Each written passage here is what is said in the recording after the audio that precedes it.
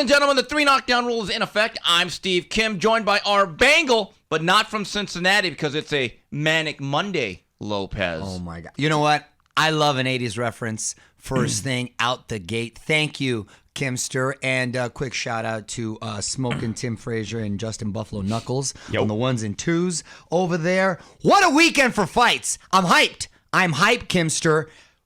I just want to jump right in. I'm going to dive right in to the heavyweight championship that was on the line between Alexander Usyk and Anthony Joshua. What a production. That arena was rocking. It was beautiful. Props to Eddie Hearn. My man knows how to put on a show. Everyone got their money's worth because what a fight that lived up to the hype. You got to give me props, and I want to pat myself a little on the back. And you will. Because I not say, I know you like Anthony Joshua by a boring decision, but I said don't count my man Usyk out. Why? Because when I saw him not only clean out the cruiserweight division, but the way he was able to handle Garcia's power, and they don't get much stronger than Garcia with that explosive punch output he likes to display. I said, okay, he knows how to handle power. My only concern is, well, I had a few. Will he be able to take a heavyweight punch? And because of the politics that we know are in the sport and the inevitable matchup with Fury and Joshua, even in a close decision, will they give him the nod? Yes, so Alexander Usyk is now the WBA, IBF, and WBO heavyweight titles. And for the record, your scores 117, 112, 115, 113, 116, 112, all for Mr. Very Field. There's a rematch clause in place. I believe that Joshua will think about it. Eventually, I think business makes enough sense that they need those belts back. Now, with that said, Can I ask you a question and interrupt you for a second? Let's just entertain the rematch for a second. Does Usyk have the luxury of determining where it is, and wouldn't the UK still be the most financially lucrative for him? And look, and I believe Eddie Hearn became the co-promoter alongside K2 Ukraine. So Eddie Hearn's kind of running that show. And look, this is about the money. Larry Merchant's always said, Steve, they always go where the most money is. Doesn't matter if it's a barge out there with a steamboat back in the 1800s. Doesn't matter if it's a casino. Doesn't matter if it's in a football stadium. I believe that Joshua was going to be the bigger man, and conventional wisdom said the big man beats the good small man. But in round number 1, when Alexander Usyk planted that flag in the center of the ring and basically said, I'm not really backing up here. You're going to have to force me to back up, but I'm not going to retreat. I think psychologically, Anthony Joshua assumed first 4 rounds, I'm going to chase this guy. I'm going to build up the momentum, and I'm going to be the bigger bully. Look, there's 2 ways to be the bigger guy when you have the dimensions. You're about 3.5 inches taller, you're almost 20 pounds heavier, and you have a longer reach. There's 2 ways to do it, since this is a little bit different than MMA. You could either do it by enforcing a hard jab, so you are now saying, hey, I'm the bigger, taller, longer guy, or I'm going to get inside and lean on you. Here's the problem. He didn't do that with the jab, and Anthony's never been an infighter. Now, a Tyson Fury, as we saw against Otto Wallin, if there's a tricky, smaller guy, he'll lean on a guy and use his girth. Joshua, in my view, Mario, got stuck on the mid-range.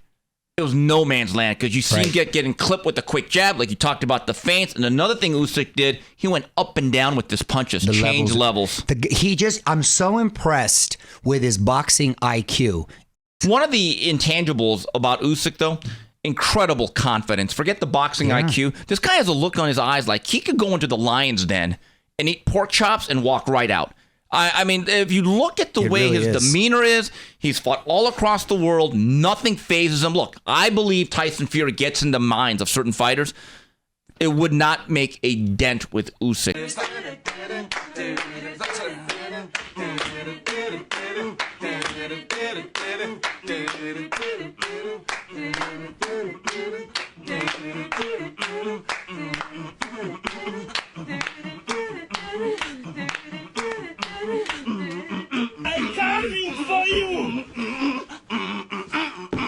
Moving on with the 3 knockdown rule on Triller.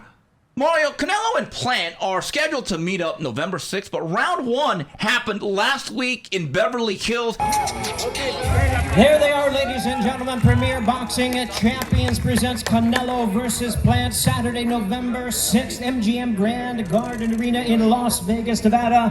Live on Showtime pay-per-view. motherfucker, you motherfucker. Don't say... How you at? Damn! Put your glasses back on. Mario, I'm going to make an assumption here.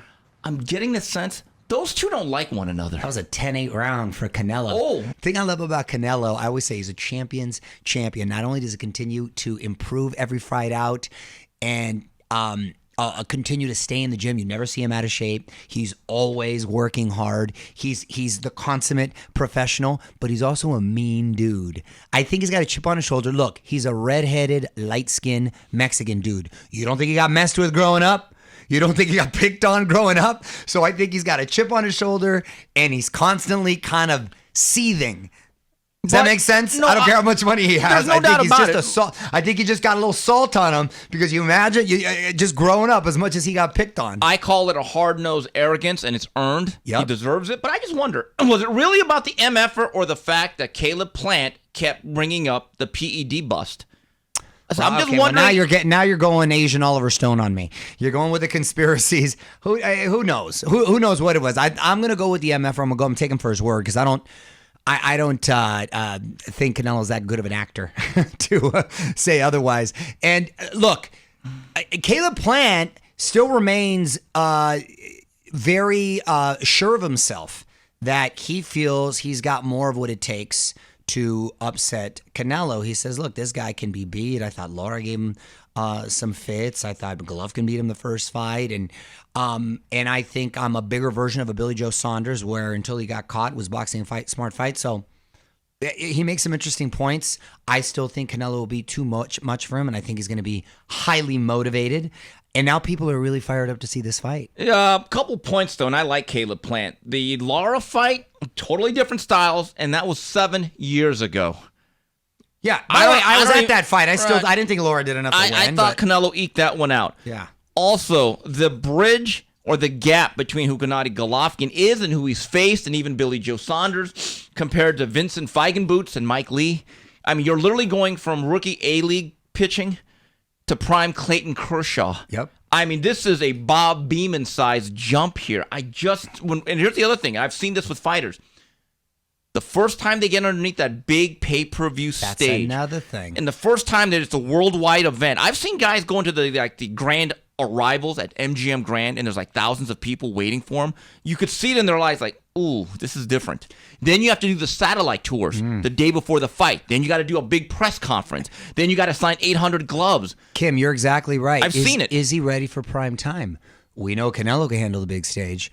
It can Caleb Plant. Is it going to be a lot of nervous energy that's going to be exerted the first few rounds and he's going to slow down? Right. That combined with some body shots, if Canelo closes a distance, look, we'll get into that fight and break it down a little bit later, but I'm fired up about it. This past Friday night from Broken Arrow, Oklahoma, a very colorful outdoor setting for the latest edition of Showbox, and a young fighter that I've covered for most of his career, in fact, covered a lot of his fights ringside, the Beast, Sal Sanchez.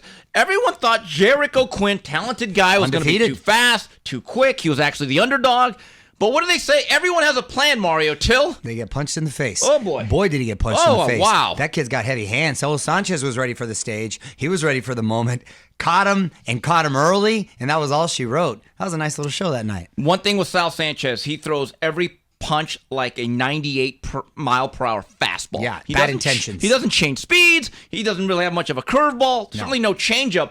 Manny Robles, since taking over, has told me, Steve, we're trying to get him not to throw everything so hard. You can still throw a lot, but be a little bit more mindful of placement and planning. And little Virgil Ortiz-esque. In a way, he is. I don't think he has the natural talent, but one thing with Sal, he is a very physical fighter. And he had Jericho Quinn in trouble. He certainly did not let him off the hook. Moving on to news and notes. Mario, as of this weekend, as I perused the boxing schedule, whether it was Dan Raphael's on his Substack, on BoxRec, or the one on ESPN, one thing I did not see among all those fights being listed, it's a pretty good schedule, was anything from Golden Boy. Can't lie, I was getting a little concerned with our friends over there on Wilshire Boulevard. But it was announced on Monday morning. It's a done deal for November 13th. Good way to start the week. Jaime Munguia will take on Gabe Rosado. It looks like it's going to be in Anaheim. And to that, I say, órale and huepa. Good fight. Great fight. I love that fight. Little Mexican-Puerto Rican rivalry right there. Rosado coming off the biggest win of his career. Oh, he backed the bullied all right. Hey, you can't punch harder in that weight class than a Beck the Bully. And he actually dropped Rosado, I believe, in the first round, right? Before Rosado caught him with that beautiful overhand. So his confidence is riding high. He's a savvy veteran. He is used to being at that weight class. Big guy. It's going to be a real test for Munguia. Well, Munguia under the tutelage of Eric Morales has really improved. He's actually getting better. He's getting better. We're going to see how he takes it to another level because Rosado's working with Freddie Roach now, too. So I'm really fired up for that fight. It's a barometer fight. We're going to have to go to this fight. It's not too far. Promises. Anaheim's long drive. Promises. So hold on. If the main event's at 8, if we have to go from L.A. to Anaheim, we'll leave around 10:30, get breakfast and lunch, hang out there. Yeah, but anyway, Mario, Oof. Ryan Garcia and Joseph Diaz on social media are trading barbs. They are verbally sparring. Who's winning the fight social media? I kind of like Joseph Diaz. He's getting down and dirty. He's got some grit to him. He's no longer that nice, innocent boy next door. He's all tatted up, got the facial hair, and he's bringing up some past stuff. I'm just going to say this. With as much as both of them have talked, this fight better get done. Fight better get done. It's got to get done. It's got to get done. I don't know if it'll get done by the end of the year.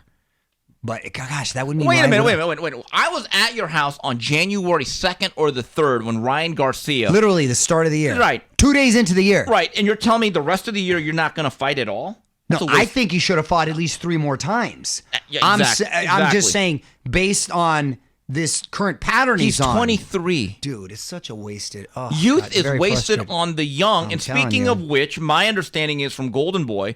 They are still trying to find a way to get Virgil Ortiz some sort of tune-up, stay-busy fight for December. I love that. And that would be his 3rd fight. Love that. And look, I don't want to hear, well, we can still do it in January. No. Let's get it in. Let's get it in because I think symbolically for any young fighter at his level to say, hey, I want to keep fighting 3-4 times a year. Which is very active these days. That's the way you do it. Exactly. All right, when we come back on the 3 knockdown rule on Triller, Mario and I answer some questions and we have final flurries. And we're back on the 3 knockdown rule on Triller, Steve Kim, Mario Lopez, and we go to the Ask Mario segment of the program from Twitter. And Ignacio Ortiz has a question. Will you guys be at Crawford versus Porter? And when Estrada versus Chocolatito 3 happens, will it be at the War Grounds? I'm going to be at Crawford Porter. I love the Mandalay Bay where the Flying Fishes play. That's November 20th.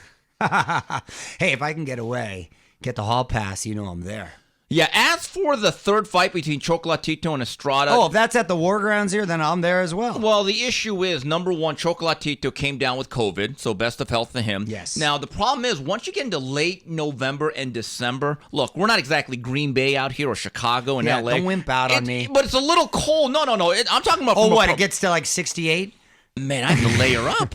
No, and the other issue is, look, I'm not making a political statement, neither are you, but... What is going on with these large gatherings in L.A.? Like when you go to a Dodger game, do people actually comply with wearing a mask outdoors? 45, 50,000? They wear it into the stadium, and then once they sit down, they essentially take it off because if you have a drink or food in your hand, you don't have to have it. So I constantly keep a Dodgers dog and a margarita in my hand. Okay. So again, I've spoken to people at Matchroom, and they have told me we want that fight in L.A. Just keep a beer in your hand. You're good. Good. Well, I do that anyway. That's what I'm saying. You're great. No, but from a promotional standpoint, they said, Steve, if logistically we are not able to, we're going to look at other venues. Remember, that second fight, which was very memorable in March, still the best fight of the year I've seen, took place in Texas. Here's a question from Keegan Catfish. Is Canelo still the front runner for Fighter of the Year? If not, who is? Well, if he beats Caleb Plant, absolutely. Over Usyk? Yes. Is it based on activity and volume? Activity and volume in history. He'd have unified the belts.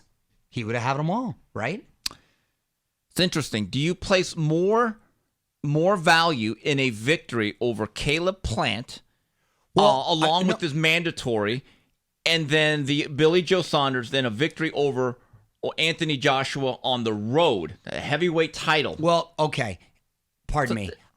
They're pretty equal in my eyes, and only because it's sort of like the Academy Awards. Sometimes you reward the actor, and it's not necessarily his best film, but because of his body of work, career achievement is a career achievement. Does that make sense? It does. They've done that before in other. They do that in sports all the time. And again, if he is victorious against Caleb Plant, which is, and especially in a spectacular fashion, then yeah, the fact that he went up another weight class, unified all the belts, which hasn't been done, and he did that, I think it's on par with him, with even with Usyk winning the heavyweight. Gosh, it's tough. As I'm saying it out loud, Mario, it's tough. Keep this in mind. We talk about variables.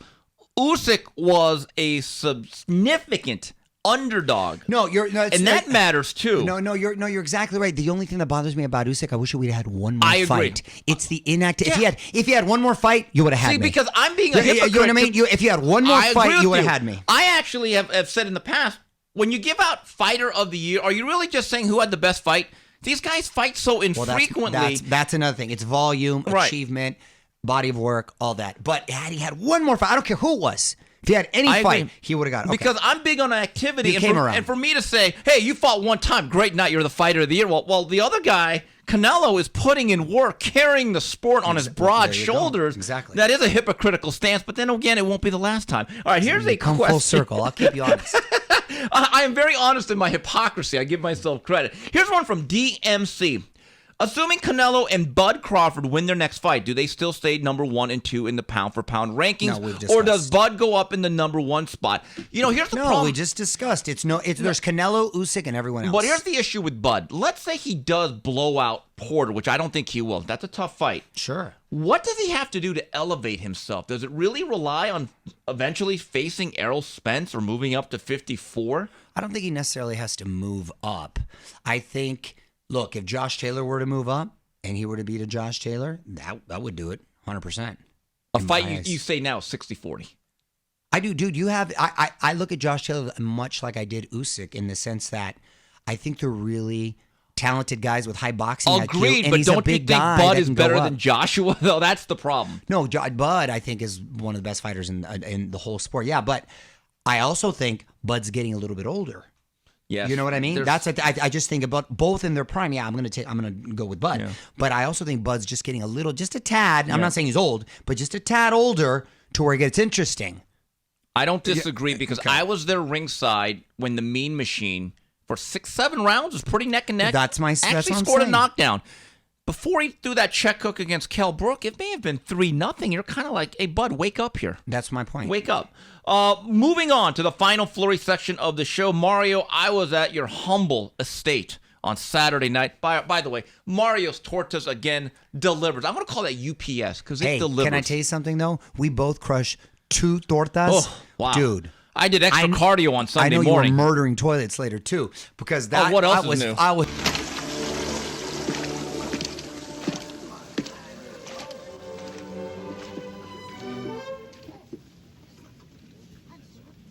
Do not go in there.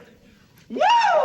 It's full till like the next day in the afternoon. The move is 1 torta or maybe 1.5. Don't go 2. Yeah, we got to split. We got to split. We're the only ones. There was a few guys that were the only ones. Everybody else had 1. And I had the carne asada and the chorizo. Oh man, I got full blown Mexican. Man. I had 2 carnitas, followed by a lot of tequila and a good cigar. And I'll say one thing: that was a great appetizer because the UFC card. What a 7-course meal they delivered, top to bottom. Bravo. Oh, you're going slow 80s clap. I'm going slow 80s clap. Shout out to my guy Dana White and all the folks over there. What they do so wonderfully is they stack their cards with such evenly matched, or evenly matchups, I should say. Even the preliminary fight, we saw one of the greatest comebacks ever. Did we not? My guy got knocked down 3 times and came back. Forgive me for not remembering his name off the top of my head, but came back in one of the best comebacks I've ever seen. Right? And then to jump right into the main event. Wow. Alexander Volkanovski versus Brian Ortega. Ooh. Talk about bloody. A battle. Oh, before I get into that, I just want to make one stat I wanted to point out in the preliminary. Kim, the dude took 170 unanswered punches and they didn't stop it. 170. What? You maybe take 4 or 5 in boxing, but didn't that stat blow your mind? He was doing the cage of dope. Come on. So stupid. Come on. That was crazy. But Volkanovski, he was a former rugby player that got into MMA and he wrestled and he used to walk around at like 205. Now he fights at 145. He's a little fire hydrant of a man and just a solid little brick house. in his energy level, in his motor, in the toughness, in the will.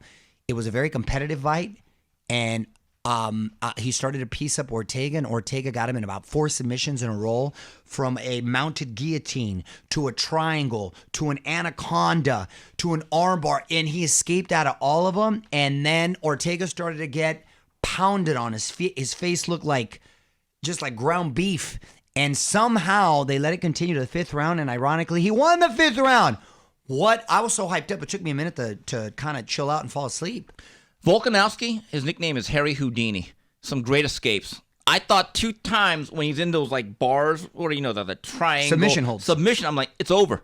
I actually thought Ortega pulled off a Jose Luis Castillo, Diego Corrales-like comeback. Yep. Because it seemed to me like Volkanovski was surging ahead in the 3rd round. Yes. Now, that 3rd round was amazing. There was at least 3 times as Ortega's getting pounded, I thought into submission, just stop the thing. And I'm wincing, looking away, but still watching. I know. Goodness. That's why a couple times too. I just because I happen to know Ortega and he's a good guy. I was like, oh man, they got to stop it. But it's one of those fights where nobody really lost. Even in his defeat, you want to see Ortega again, and you have such a tremendous amount of respect, right? And Valentina Shevchenko, wow, what a clinical fighter she is. Also, Nick Diaz, I thought he gave a good account for a round or 2, and then age and rigor mortis set in. And obviously, he gets stopped eventually by Robbie Lawler. Is that the last of Nick Diaz, you think? I hope so. He's a legend that we don't need to see in there again, because he truly is a legend of the sport, and an icon there. So you don't want to see him get hurt. I don't think he might have got his nose broke that last one, but it was fun for a while it lasted. Yeah, and speaking of the UFC, one of their signature fighters, one of their tentpole attractions, and certainly a Hall of Famer in this realm, Jon Jones cannot stay out of trouble. Oh, man. What do you think now Dana White does? Does he just say, okay, that's a legal issue, it's not my business, or anything that happens to one of my fighters is my business? How do they handle that? Well, this is his sort of par for the course. It looks like now he's ready for fight camp, because this is kind of what happens to him. I'll tell you what's so frustrating. Look, forget the fact that he's been busted for PEDs a couple times before fights, or busted with coke before fights, which is kind of a PED, right? And he hit a pregnant woman and ran. Ugh. Forget that. All that. Awful. I think what bothers me the most is that he claims to be a man of faith with his Philippians 4:13 tatted on his chest and preach the gospel. We're all sinners, Mario. And then he goes and acts a fool for like a long time. Let he was not sin cast the first stone, Lopez. Everyone makes mistakes, but when you have a certain pattern, that's a lifestyle player. So it just gets real. How many, second chances? Hey, you know what I say? Strike 18 and you're out. I'm just kidding. No, I agree. But so look, who knows what's going to happen, because he is an incredibly talented guy. I still think there's an asterisk by a lot of it because of all the stuff.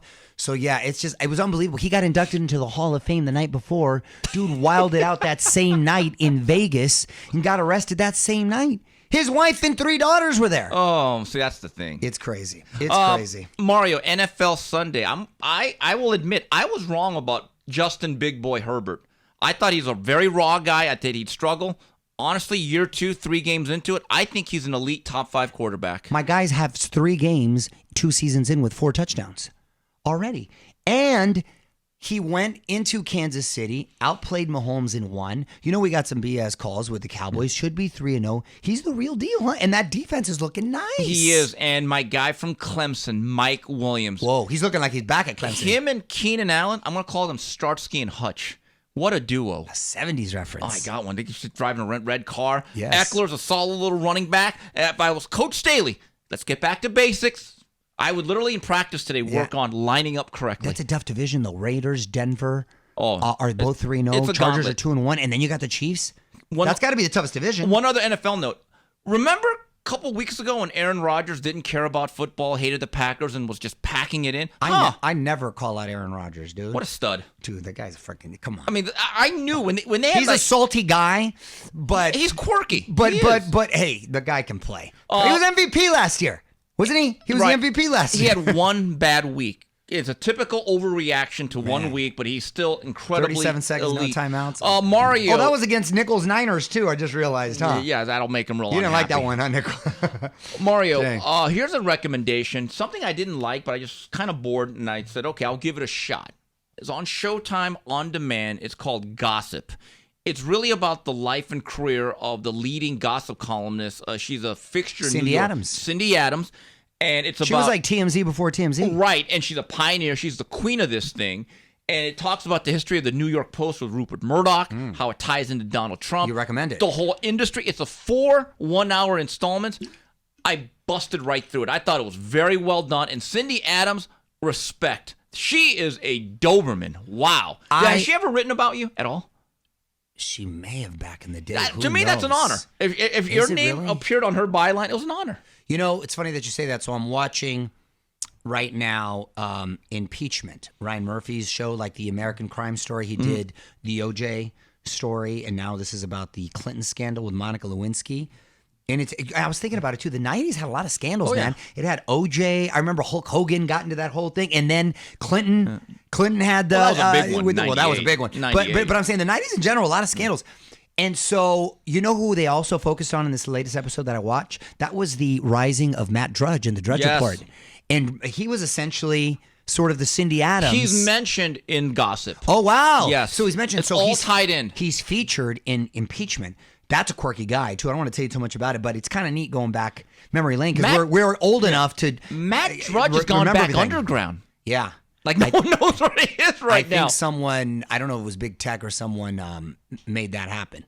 But so far I like it. So far, and then Beanie Feldstein, who happens to be Jonah Hill's sister, is playing Monica Lewinsky, and Clive Owen, you know who he is, a British actor? Yes. He's playing Bill Clinton. He's doing a really good job. But who steals it is Sarah Paulson. She's playing Linda Tripp, who Linda Tripp is such an awful individual. Just a nasty person. But Sarah Paulson, what an actress. And so, so far I like it. So I like it. I'm going to give that a shot. Yeah, so give that a shot. Those are our 2 TV recommendations. And okay. Going back, since you are a celebrity. Stupid. Did you are. I'm just saying. I'm not A-list. Come on. But anyway, did you ever play that game? Just because you're in BTS, that wasn't that funny, Fraser. Just because you're in BTS and you like to rock your Kim Jong-un. Reaction. Yeah. Cindy Adams talked about the whole system of, hey, I have a scoop on your client, but then the publicist, let's keep that out, but I got something on that other person. Sure. Or hey, we're going to be at this restaurant at 3 o'clock. That really happened. Did you ever play that game? Absolutely. I never played the game, but that absolutely happens all the time. Of course. Wow. Yeah, it's like, hey, it's almost like the criminal justice system. Listen, don't bust this guy. Hey, we can get the bigger fish at this guy. So you got about protecting the thing I love clients. about Cindy Adams, who was very close with Donald Trump for like 50 years, and I give her props. A lot of the ethics professors, journalism teachers aren't going to like this. She flat out said, if you're my friend, I'm going to protect you. You do me favors, I'm going to do you favors. Dude, I like that. And I'm like, you know what? Points for honesty, because a lot of people, they act like, oh my God, I'm above this. And you look at their writing, they're protecting people. It's just how the world works. You're right. Favor for a favor. Hey, I'm down with that. Why keep you around? You have to let it out. Anyway, all right, well, that's it for the premiere edition of the 3 Knockdown Rule on Triller. On behalf of Mario Lopez, Smokin' Tim Frazier, and Justin Buffalo Nichols, this is Steve Kim saying goodbye, everybody.